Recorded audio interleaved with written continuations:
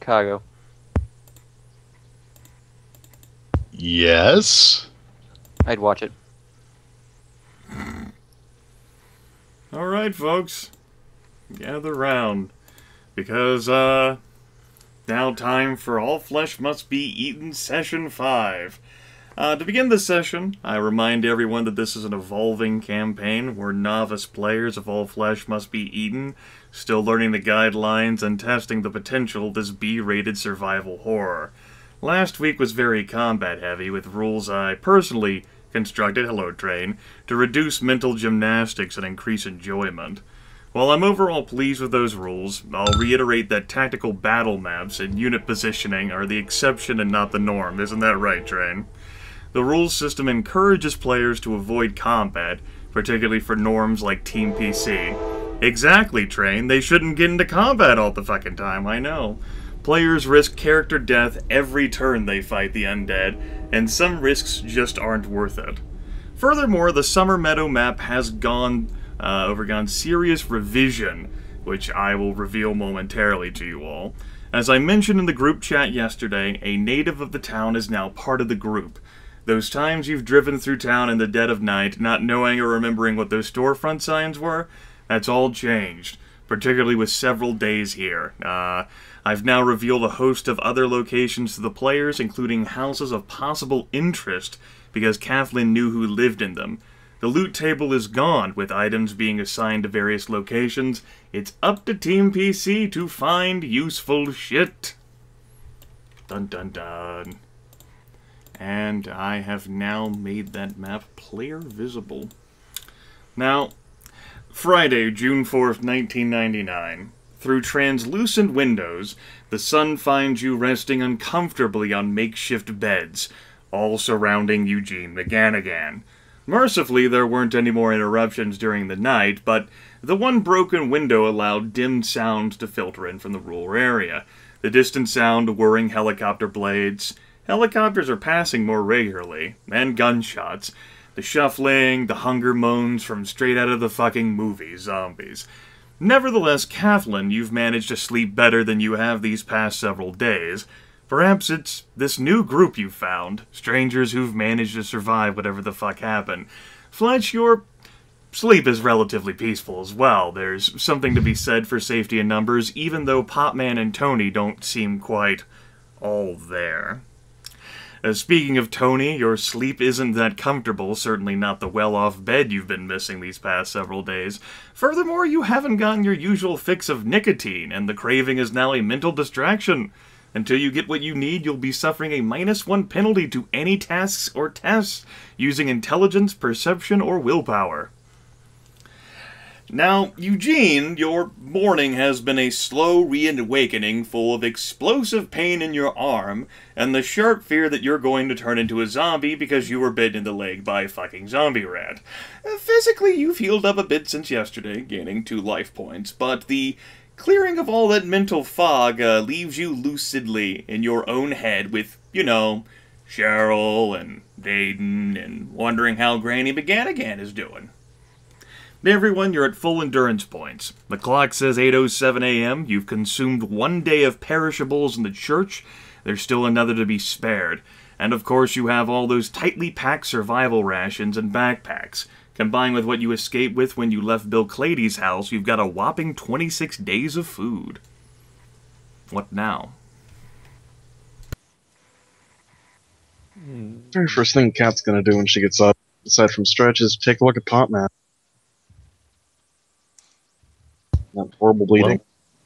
Well, Potman's going to be staring straight up at the ceiling, and as soon as someone comes close to him, he will say, "Morphine." She will oblige and take out, how many do we have left in that kit? Well, a cat would know, as she's digging through morphine, that continually giving Eugene morphine and then hoping to do anything useful out of the guy afterwards, like relocating, especially if you get into a combat situation, would be ill-advised. True enough, but in the state he's in, we'd probably be carrying him anyway. No, he can most certainly walk. His arm was the only thing that suffered major injury. Unless he's going to be a bitch about it. I just love how you're enabling him. Do you want to feed his addiction? It's not even an addiction yet. Do you want to feed an addiction? Like, you're more than welcome to indulge him and shoot him up, but it doesn't exactly help survival odds. I'm just throwing that out there. It does make him more comfortable. It does make him more useless. Dude, if she looks like she's gonna give it to him, he'll even like tap on the inside of his elbow and give her a pouty lip. Oh man. Shut the fuck up, Pop Man. She's gonna look over to Tony, who I suppose is just woken up. So, you don't want me to give him the morphine? The guy's Where's probably morphine? gonna die soon anyway. Botman will ask for morphine again when she says that. He's gonna die soon anyways. Why waste morphine on him? To make it easier for him? I mean, I'm could honestly use it. surprised you didn't kill him in the middle of the night. Considering what you had to say yesterday.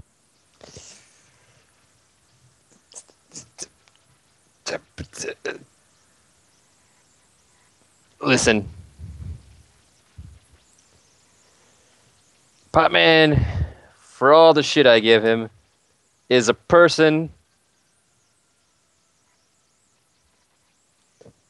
I sort of sometimes care about. Oh, Tony.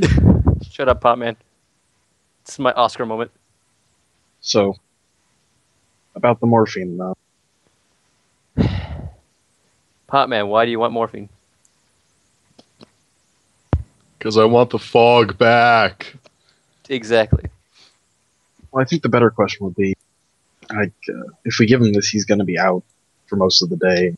Yes. Do we plan on moving from here? If we plan on moving, Hey, we might Pop want... Man. Pop Man. Remember my leg got cut up badly? Did I ask for morphine? Well, but, I mean, you're like some kind of badass. I'm sorry. Pop Man. And I'm not pretending to be a badass over here. Pop Man. How about you pretend for me that you're a badass for a while, okay?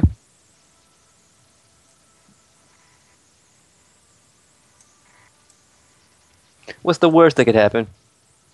I die. You're not going to die without the morphine. It'll hurt like hell, but you're not going to die. Look on the bright side. If you don't have morphine, you can tell us if when you're starting to feel the symptoms of whatever Cheryl and Aiden had. Podman gives him a look of aghast horror. What? And at that, Podman's gonna pull up his pant leg to see if he's got the veins going yet. Well, Eugene isn't exactly the best assessor of his own physical health, you know, since his paranoia and the fears lunging in the back of his head have a tendency to make him, at times, perceive things which aren't actually real. Yes? You know? That being said, it doesn't look as if the arteries and veins are exhibiting any sort of supernatural inclination that you're going to die and turn into a zombie. Then again, you did lose a considerable amount of blood, and you are in a great deal of pain, and you were just high a short time ago. A blissful short time ago. Alright, Potman's gonna show them all his leg and go, "Look! It's bad, isn't it?" Cat's going to look. Actually, Just break it to me. Cat has some first aid training. Looks as if the wound has fully recovered. There's no signs of infection. Like the little nip that the rat managed to get past the boot. It's completely fine. Well, there's no nip there anymore, remember? Cut out. Yeah. He carved a chunk out of himself. Exactly, that's why it's completely fine. can Trusty Tony make a intelligence plus something roll to try to remember if this looks at all like what Aiden or Cheryl had? In Trusty Tony's current state, he's too busy imagining cigarettes. Why does your leg look like a cigarette? Wait, did I say that out loud? Yes, you did. Is that innuendo? Cause In your endo. ooh, Potman, do you have any cigarettes on you? Potman will kind of pat himself and say, "I got some weed." No, thank you. Does anyone have any cigarettes? Fletch? Just shakes his head, kind of standing, leaning back against the table there, just listening. So apparently the last couple of days I've been running on adrenaline because I haven't had a cigarette in a while. Cattle No. says she doesn't smoke. And then tell Potman, it doesn't look that bad, Eugene. It's quite possible that through some miracle thinking that the quick work of the knife managed to gouge out whatever that rat might have done. Although it still hurts like a motherfucker. It may have, but we're still gonna have to look and keep an eye on it. Beyond that. So, good news, Eugene, you might not be turning into one of the Walking Dead. She's going to actually put the morphine back in the doctor's bag. I'll take that denial.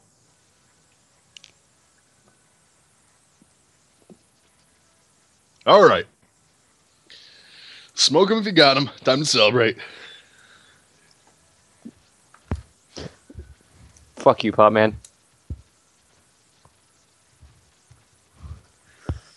Potman's gonna light up. Did Father Blackman ever smoke?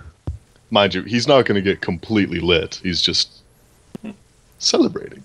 To Kathlin's knowledge, he had never known Father Blackman to be a smoker. No, yeah. He stayed away from most of that stuff. Hell, I was Sure, you might- surprised he even used should- the wine. You should prize maybe he had some, maybe left some stuff downstairs. Maybe We searched through the downstairs pretty thoroughly. did we? Most of what we had I'll was go check again. You can ask Fletch if you want. He can corroborate. Trusty Tony's already walking down to the basement or towards the basement. All right. And there he goes. Trusty Tony vaults his roly-poly body over the barricades, and off he I'm goes. gonna follow him, just in case something got in there overnight. All right, sure. Trusty Tony knows what he wants. Well, Trusty Tony can certainly get a good look at all of the things that have been assembled and packed away into various backpacks. Cigarettes, however, are not a part of those. Seems like smokes were actually not kept at St. James. It's gonna be one of those days. Everything came up Trusty Tony yesterday. Today, karma. Did it really, though? Yes, That's fair. He did kill a zombie with a gun. by throwing it at him. Yes. Literally. I didn't say with a bullet. Yeah, all flesh must be eaten. Yeah. I should probably go get that gun eventually. As you're coming up, the cat's just gonna be looking at you. Just You satisfaction. should sharpen it. Turn it into a throwing gun. You'll need your own skill for that one, though. It's the dawning of a new era.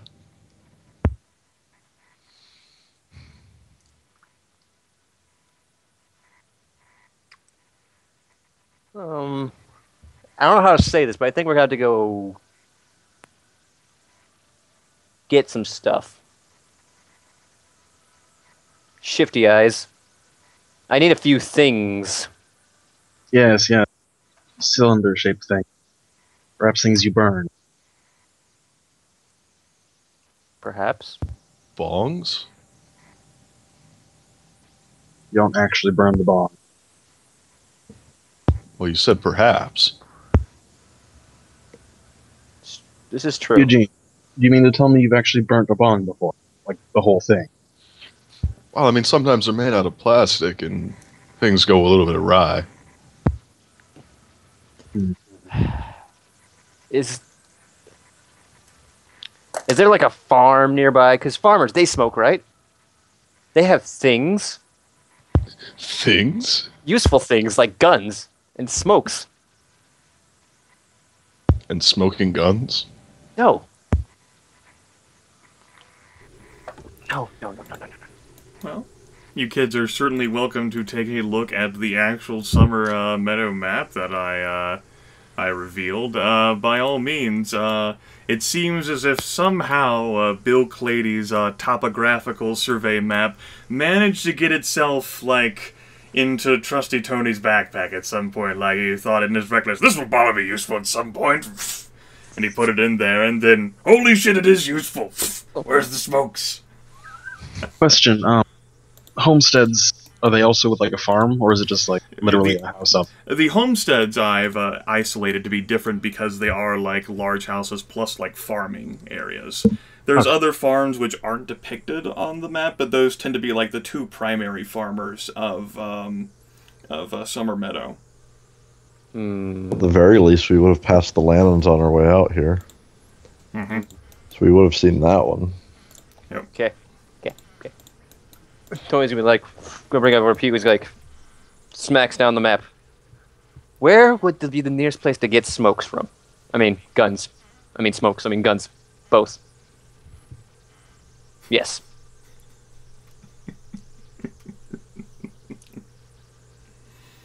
Kate? Cat? Question about the Landmark Inc. Is that also a farm, or is it just like their building? Landmark Inc. is basically like a collection of like grain silos and shit. It's not really farming so much as like a processing. Well, they wouldn't keep smokes there because grain silos and smokes means explosions. Maybe, but it's a processing plant. That means someone has to work there. That means there has to be lockers, which means people might leave stuff in their lockers. But someone might need. It's a grain smokes in silo. lockers. You Yeah, smoke yeah, grain it's- silos, it's- it'll probably explode. Yeah, the stack silos, it's not so much grain. The primary crop around this region is actually soybeans. Although hay is done quite a bit with as well. If you're desperate enough, you could go rifling through the pockets of those dead things outside. Ew. I think Gross. one of the Havisham twins you blew away might have one on. What if they're still alive? I mean, You've still dead. You've got like all of the houses and the homesteads that Cat recognizes. As regards to like actual shop front, there on the main street, past the town hall, you've got your American Legion, the United States Post Office. You've got Romero County Guns and Ammo. That's kept pretty locked tight with like that's the only building in the entire town that has like steel bars over its windows. And Cox Insurance. I mean, there's places where you could, potentially buy smokes or find smokes. But if you want like guns and smokes, that's either a house or something like Romero County Guns and Ammo, or you could go all the way down to the Summer Meadow Lumber Co. on the complete opposite side of town. They have a sporting goods section. Lumber company. That would explain all the lumber axes. Steel bars over the windows definitely means you're in the good part of town. It's So- probably There more are as different parts of this town. It's probably more of a preventative measure for just in case if the actual building is devoted to the selling of, So, Cat. Did the Lannons smoke? Kathleen has no fucking clue. She just knows their names and where they lived. They were close to where she lived. They might have smoked before I left for college, but I haven't seen them in years, really. Oh, we might have seen them walking through town, but I don't think they're in any position to answer questions. Well, Popman, are you up for a little excursion? Probably not, but I don't think you're actually asking. I'm glad you agree. Yeah, that's what I thought. We have 26 days or whatever worth of food. If my math is correct, and I didn't really pass college. I really didn't go to college, so I'm not 100% certain here. But on top of that, we're also here with... We're in a church with, wood everywhere. Unless you guys want to stay here and hold out, I know Fletch wasn't for it. Mm-hmm. So I guess we just gather everything up that we want to take and go. I mean, or we can leave stuff here as a, that's actually a good idea. We could leave some of the rations here in case we ever come by this way and need a place to hold up. You guys could leave behind whatever you'd like. Certainly you're not taking the 10-foot ladder with you, and you might not be taking the fire extinguishers with you as well, or the tents, since those are very bulky. I don't think you know. I've played Space Station 13. I know how useful a fire extinguisher is. I didn't say fire extinguishers weren't useful. I just said you're probably not taking them with you. You know what? Now that you mention it, yeah, I'm probably not gonna take a fire extinguisher. I don't know. They do sound pretty robust. But you're kind of weak right now, Podman. I mean, I guess you could wheel them on that little makeshift cart that you have, like, attached to one of the bicycles, but if you ever actually, like, want to make use of that bicycle, and the cart is, makeshift being It's a what it piece of is. shit. Yes. Makeshift is a really liberal description of it. I thought it'd be generous. Trusty Tony is like, I think he's described it as, this is a piece of shit, but it works. Yes. Sometimes. Yeah, it's barely got that. Hey, it got us here. And somehow it hasn't fallen apart despite all the crazy antics you guys have performed up to this point. Yeah. So We weren't doing it on top of the cart. I think we leave some of the stuff behind, in case we have to come back here. And, just keeping supplies here is always a good thing, I guess, Okay, then it's important to know. What do you want to leave behind? I'm looking for input here. Come on, team. We found multiple first aid kits. We might want to leave one of them here. Okay, good idea. Let's make sure we bring the food in case we don't come back. That's also a good idea. Well, I will actually open up a notepad document to record what we're leaving behind so that Grimith has this. Okay, I'll jot it down and leave it on a marker on the church. I mean, we Okay, should so- probably bring all the guns. I mean, that's what I was going to bring all the guns no matter what. But I think we're leaving behind one med kit. Okay, one first aid kit. Okay. Do we need the toolkit? I don't think we need the toolkit. We might want to keep one of those. I'm We pretty have sure multiple- someone has a toolkit already. The toolkit that you folks got from here was like for crafting, sort of like for like crafts. and shit. Yeah. Tony already has a multi-tool, which is more than. Yeah, whatever. Okay. We'll leave behind the toolkit. Probably want to take the. Don't want to take the cut. Do we want to take the cutting torch? Yes. Okay. Yes, we do. We'll leave behind the fire extinguishers. Use that because- cutting torch to get through law. We'll leave behind the fire extinguishers because, honestly, if there's a fire, it's probably more to our advantage than anything else. Okay.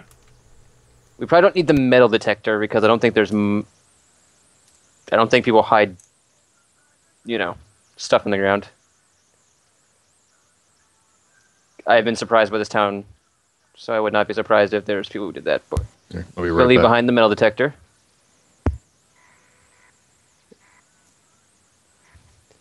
Moving on. Do we need the starlight camera? Need? No. Okay. I think That's we'll just be one that. Wait, does the Starlight camera have like a digital thing in the back for it Is to see what you're taking a picture of? the Starlight camera? No. It's Oh, not a yeah. digital camera. We digital. definitely This is 1999. I don't think we had digital. So the Starlight camera just allows you to take pictures in any light level, and it produces just fine. Okay, but I mean, you'd have to actually process it, or is it one Yeah, of one? you would have to pull out the little roll of film and either process it or just eyeball the the roll That's that you definitely pull out. not worth the effort. Okay. I think we're gonna leave behind all the tents. I think.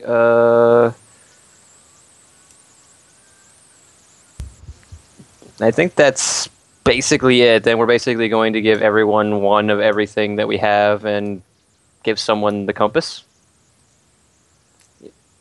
Right? We're gonna take everything else, right? Cat's already stuffed one of them with the ration, one of each of the things, and the doctor's bag. We need to take the. I think we can take the water purifiers though. Okay. Yeah, those are small. Yeah. And there might come a point where water from the spigot is no longer good. I mean, there is a water treatment plant in the town, but no one's been at work for a bit. Yes, true. We'll each take a personal radio. Have they been all Do they work? The personal radios do in fact work. Battery life is roughly 1 day. Okay. So There are chargers for them. we don't know how long the electricity is going to last either. And back. I assume we We'll don't take- have hand chargers with those chargers, so No, they're you plug them into an electrical outlet. and it's that goddamn box, isn't it? And it's like too big for any outlet. Yeah, it's like you've been here before. No, I've seen him charging these before. They're shit. Anyways, I think we'll all take a personal radio. Don't use it unless we have to, but, you know, Sure. they're all set to the same frequency, right? You can most certainly do that, yeah. So that's an idea. Okay. They have a range of approximately 30 miles, which is, I assure you, very, very, very much longer than the little village of the Summer little Meadow. town of Summer Meadow. Yes. Yeah, okay. And then other than that, I think we're good to go. Other than yeah. However, testing them out, it seems that even whenever one individual is talking to another, it produces nothing but static. Well, that's great. Or They're jamming us! Well, at least you're back to normal, Eugene. Nothing appears to be physically wrong with any of the radios. You see, the government has a jamming frequency set up because they're just going to kill us all and pretend it was a mudslide. A mudslide through the center of town. Yes! the world's biggest mudslide. A really big mudslide. Eugene, It's pretty flat. that's good. That's good. Keep that thought in mind. It's going to take your mind off the crippling pain that you're probably feeling. I'm actually not feeling as bad now that I smoked some weed. Just don't move your arm, you'll be fine. Too late. Anyways, if everyone's got Tony their... punches him in the arm. Okay, so, oh yeah, I forgot. We have a lot of rope, by the way. You do? We have like 90 feet of rope altogether. Say you guys found two 20-foot lengths of synthetic rope here, and then I think it was Tony who found like a 50-foot length of hemp rope. Yep. At So- least the 20 synthetic would be useful. Yeah.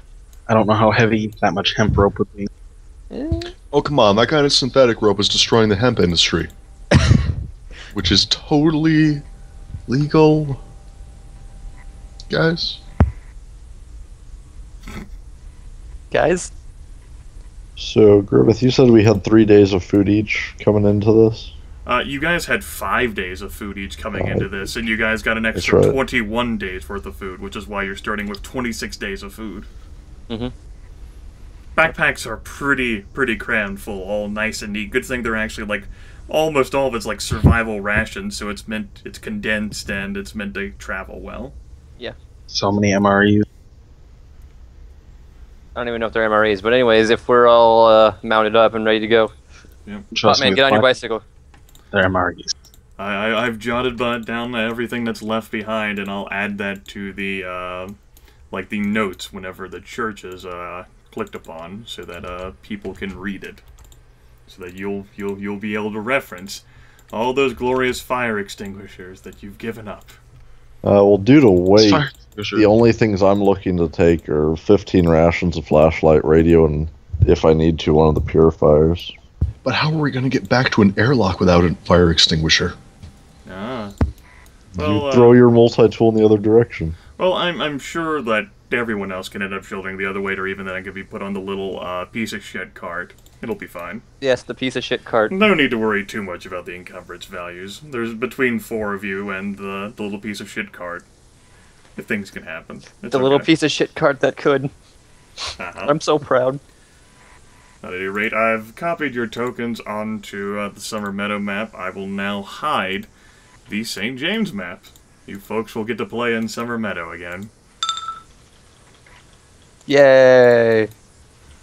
Mm-hmm. So yes, another change that I've made is that I have now permitted you all to see almost all of the Zeds on the map. So you all will be able to make better choices. We'll say that you have some familiarity with spotting horde movement, and the town has opened up a bit with all the devastation. It's a pretty bright and wonderful morning out here. It's now like 8:37. Helicopter is whirring up in the sky. Again? Past the town, yes. If this is Project Zomboid, that's bad.